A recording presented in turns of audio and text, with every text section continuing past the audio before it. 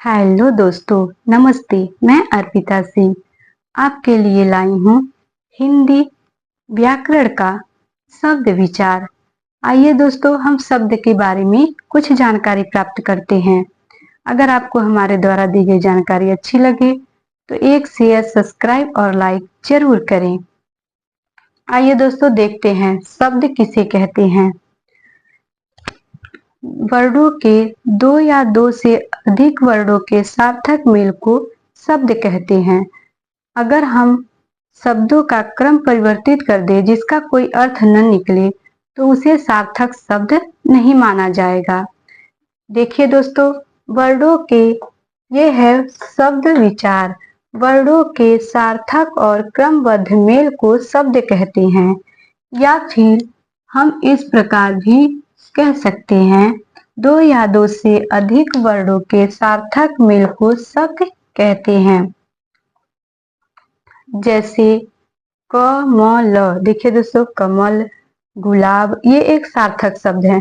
यहीं अगर हम क्रम बदल दे, मलक, गुबला आदि कर दे तो यह एक निरर्थक शब्द है। इसको केवल एक वर्णों का समूह मात्र माना जाएगा, इसे शब्द नहीं माना जाएगा। फिर है दोस्तों, देखिए, किंतु अगर इनका क्रम परिवर्तित, ये आपको हम बता चुके हैं दोस्तों। फिर देखिए, शब्दों के भेद। शब्दों के भेद चार हैं। चार प्रकार से हम शब्दों को विभाजित कर सकते हैं। पहला है अर्थ के आधार पर, फिर दूसरा है रचना के आधार पर, तीसरा है प्रयोग के आधार पर, चौथा है उत्पत्ति के आधार पर। अर्थ के आधार पर दोस्तों, अर्थ के आधार पर शब्द के दो भेद होते हैं, सार्थक शब्द और निरर्थक शब्द। अर्थ के आधार पर शब्द के भेद, अर्थ के आधार पर शब्द के दो भेद होते हैं। सार्थक, पहला सार्थक शब्द, जिन शब्दों का कुछ अर्थ होता है उन्हें सार्थक शब्द कहते हैं। जैसे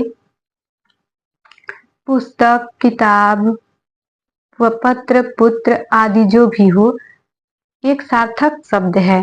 फिर आता है दूसरा निरर्थक शब्द। निरर्थक शब्द वे शब्द होते हैं दोस्तों जो जिनका कोई अर्थ नहीं होता, वे केवल एक वर्णों का समूह मात्र होता है।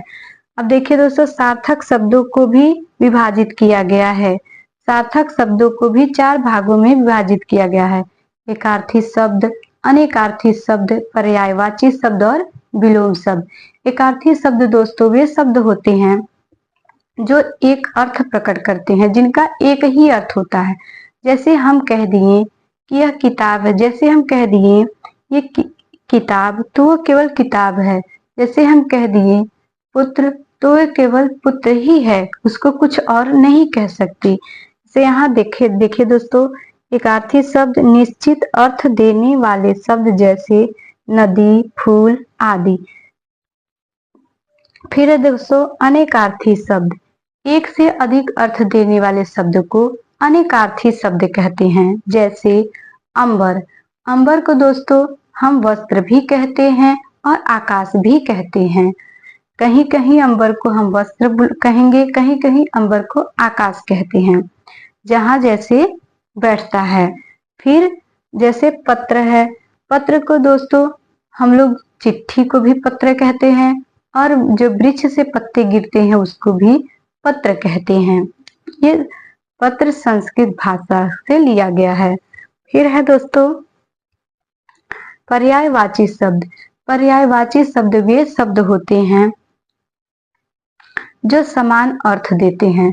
जैसे कि किसी भी व्यक्ति का एक से अधिक नाम होता है, 3-4 नाम होते हैं, तो वो वही व्यक्ति है, उसका नाम अलग अलग है। इस प्रकार पर्यायवाची शब्द होते हैं।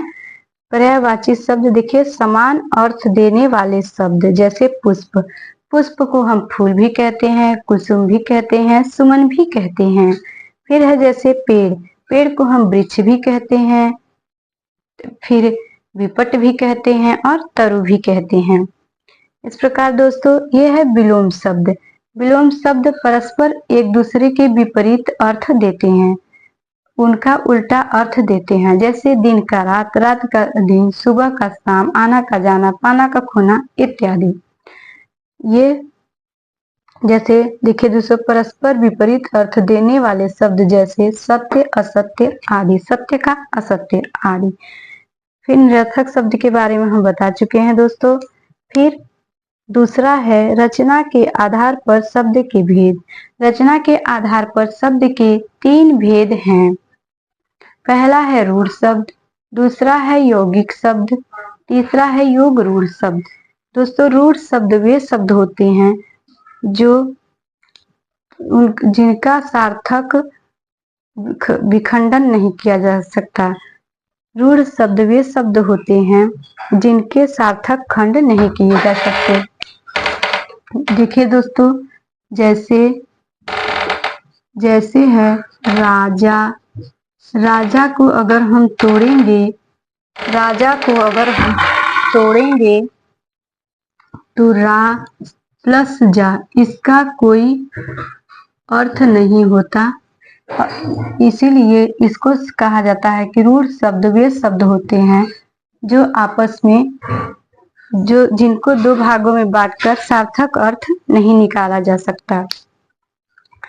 देखिए दोस्तों, रूढ़ शब्द वे शब्द जिनके सार्थक खंड नहीं किए जा सकते, सार्थक खंड या टुकड़े नहीं किए जा सकते, जैसे सूर्य, घर, पुस्तक आदि। फिर है दोस्तों यौगिक शब्द। ये यौगिक शब्द वे शब्द होते हैं जिनका सार्थक खंड किया जा सकता है, जैसे हो गया विद्यालय। विद्यालय का हम सार्थक खंड कर सकते हैं, जैसे विद्या प्लस आलय। विद्या प्लस आलय। विद्या का मतलब होता है जहाँ हम जो शिक्षा है, और आलय का मतलब होता है, अर्थ होता है जो हम शिक्षा ग्रहण करते हैं, जहाँ हम शिक्षा ग्रहण करते हैं वो स्थान। इस प्रकार विद्यालय का सार्थक अर्थ सार्थक खंडों में तोड़ा जा सार्थक अर्थ के खंडों में तोड़ा जा सकता है। फिर है दोस्तों, जैसे देखिए वे शब्द जिनके सार्थक खंड किए जा सकते हैं, जैसे विद्यालय, प्रयोगशाला आदि। फिर है दोस्तों योग रूढ़ शब्द। ये शब्द किसी निश्चित अर्थ के लिए रूढ़ होते हैं, जैसे हिमालय, दशानन। दोस्तों, ये यौगिक शब्द भी होते हैं और रूढ़ शब्द भी होते हैं, क्योंकि इनका सार्थक खंड भी किया जा सकता है। 2 टुकड़ों में सार्थक अर्थ के साथ खंड भी किया जा सकता है, और इनका एक विशेष अर्थ होता है, जैसे दशानन।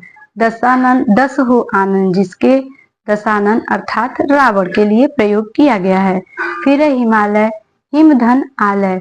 हिम मतलब होता है दोस्तों बर्फ, आलय मतलब होता है स्थान, बर्फ का स्थान जो विशेष बर्फ के लिए कहा गया है।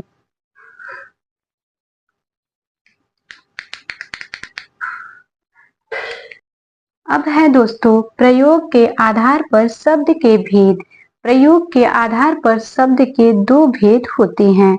पहला विकारी शब्द और दूसरा अविकारी शब्द। विकारी शब्द वे होते हैं दोस्तों जो लिंग, वचन, काल और कारक के आने पर परिवर्तित हो जाते हैं, उसमें कुछ न कुछ परिवर्तन हो जाता है, उसे विकारी शब्द कहते हैं। और अविकारी शब्द वे हैं दोस्तों जो लिंग, वचन, कारक व काल के आने पर परिवर्तित नहीं होते हैं। तो आइए देखते हैं दोस्तों विकारी शब्द। जिन शब्दों के रूप में लिंग, वचन, कारक व काल के अनुसार कुछ परिवर्तन आ जाता है, उन्हें विकारी शब्द कहते हैं। यह 4 हैं: संज्ञा, सर्वनाम, क्रिया और विशेषण। संज्ञा, सर्वनाम, क्रिया और विशेषण आते हैं तो उनमें कुछ न कुछ परिवर्तन हो जाता है काल, लिंग और वचन के अनुसार। फिर है दोस्तों अविकारी शब्द। अविकारी शब्द ऐसे शब्द होते हैं जिनमें लिंग, वचन, काल व